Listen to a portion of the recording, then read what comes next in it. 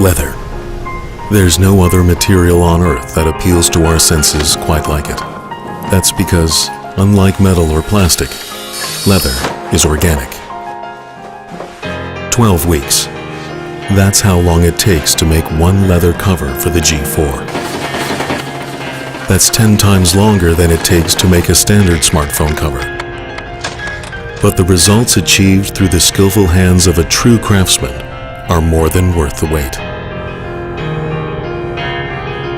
Vegetable tanning, the most traditional and environment-friendly method, is used to produce the leather crafted onto the G4. Vegetable tanning preserves the natural grain to encourage the inherent patina and patterns, so that time and touch can bring out the leather's own unique beauty. A finishing coat protects the leather's natural texture, grain, and pores for lasting resilience. The leather is tested for resistance against the most common everyday stains. A process called skiving thins the leather down to 0.45 millimeters, ensuring the ultimate comfortable grip.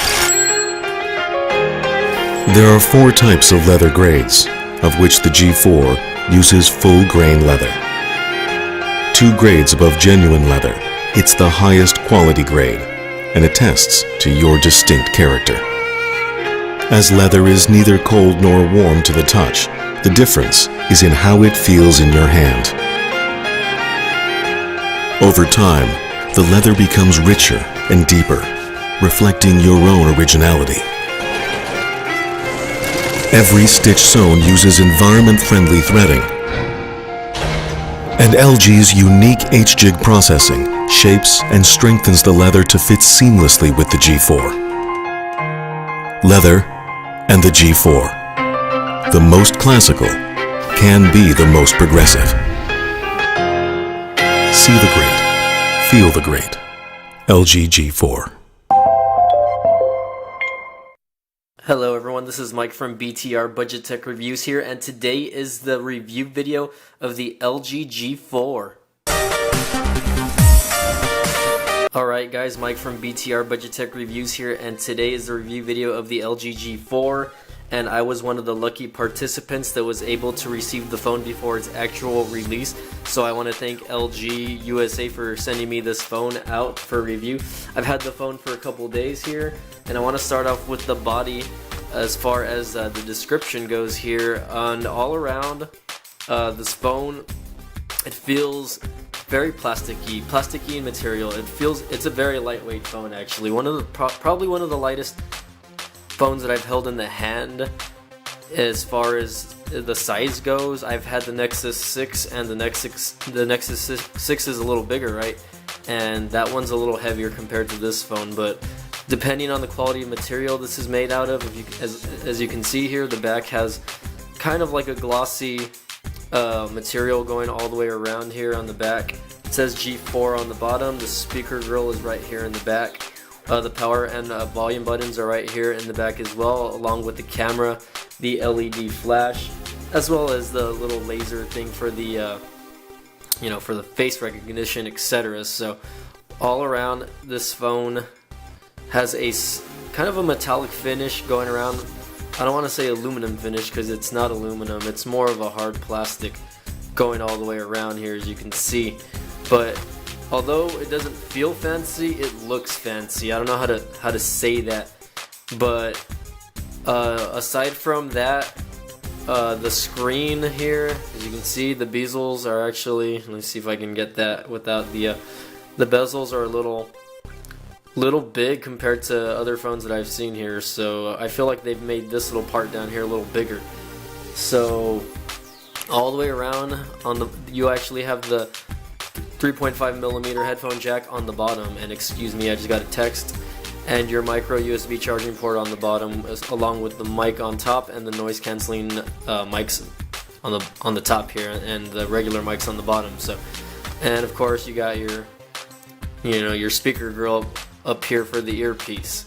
So let's get this started here. Let's talk about specs. I got an email from Twitter, and let's get the screen on here for you guys.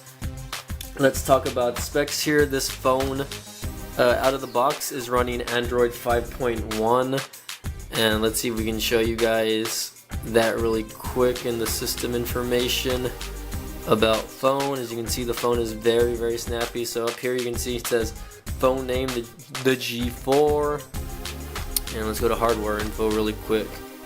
There's the exact model number, LG8H815, and let's see, software info. Out of the box it comes with Android 5.1.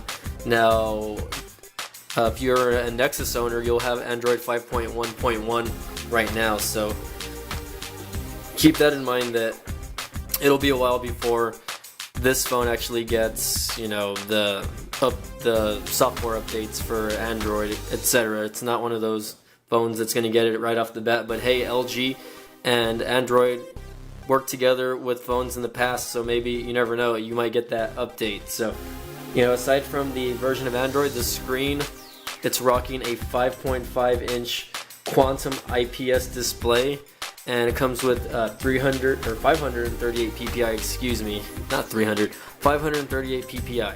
So to give you an example of the picture quality, and there's let's go to the preloaded video that they have set up on here, and I want to show you guys how good the quality, or how good it looks in person. This looks really good. Quantum IPS display, guys. So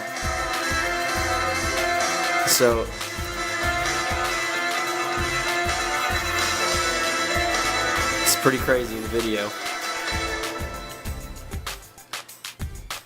Was that it?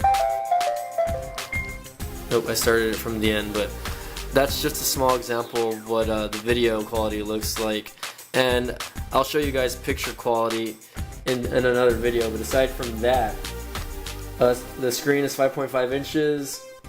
This phone is rocking a Qualcomm Snapdragon 808 processor, and it has 6 cores. So unlike other phones that are out right now that have, you know, quad-core processors, this phone has a hexa-core processor, and it's upping the amount of cores for use here. And I mean, right out of the box, you can feel that this phone has a lot of, it's very fluid. It has a lot of fluidity. I don't know how else to explain that. It's just very fluid, and it runs really smoothly. Aside from that, it's got 3 gigs of RAM to back up those cores. So running multiple apps in the background is not going to be an issue for anyone that, you know, anyone that likes to run plenty of apps in the background, and it just won't lag in general. As well as the 3 gigs of RAM, this has a 64-bit chipset. So one of the newer phones that has that, you know, compared to the older 32-bit chipsets. Excuse me, I'm stuttering here, but with that, you get an Adreno 418 graphics processor, and this phone screen is just beautiful. I can't explain it. It's just a really pretty looking screen, one of the prettiest screens that I've seen. I don't have it at exactly 100% here, but at 100%, and I don't even know if my camera can get that or not. But the screen quality is just amazing. Little to no pixels at all on the screen, and excuse the glare there, I have my special lighting in the background, but the screen quality is just very great. And let me lower the screen volume because it's kind of hurting my eyes. But other than that, this thing is sporting 32 gigs of RAM, 32 gigs of internal memory. Not safe to say that that's bad by any means necessary. That's the average. I want to say that's the average amount that a phone company or a flagship device should be holding nowadays, at least a minimum of 32 gigs. So this one, it comes with 32 gig and 64 gig flavors, and with expandable memory options in the back. And let me see if I can get the back open for you really quick.